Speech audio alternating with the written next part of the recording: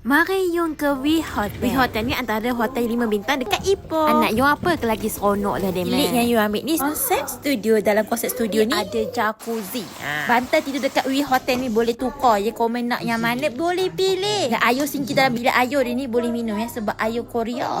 Dema ada juga bilik yang superior king. Superior king ni dia tak ada jacuzzi tapi dia ada bathtub. Tapi lawa ya bilik dia. Aku paling berkenan dia punya apa tu, bilik air.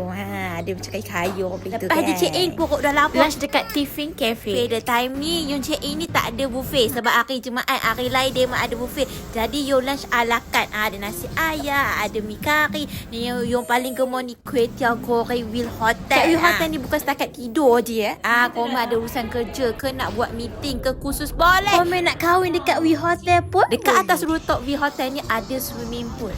Betul nampak lah view Ipoh tu kan. Tapi anginnya kau main. Rasa nak terbang aku. Lepas je naik rooftop, you pergi Kenepe.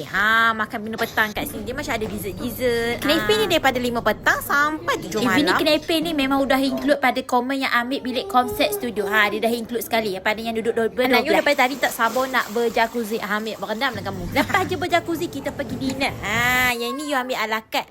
Dia ada steak. Anak you makan pizza, spaghetti. Siang tadi dah makan lokal. Malam kita makan western. Nyandur dia komen. Udah kenyang kabarnya. Ni view pagi daripada rooftop We Hotel. Subhanallah komen. Pagi-pagi kau nak exercise, kau boleh pergi gym dia. We Hotel ni ada gym tau. Tapi pagi mesti nak breakfast dulu. Malam tadi ada suffer daripada pukul 11 sampai pukul 12. Tapi you dah terlena, tak sedar apa. Pagi-pagi udah lapar lah kan. Betul lagi terkojah lah breakfast. Pasal tak nak check out je. Sebab apa? Aku suka tipe jacuzzi komen. Lepas dia cakap berdesuk, you pergi makan buffet dia.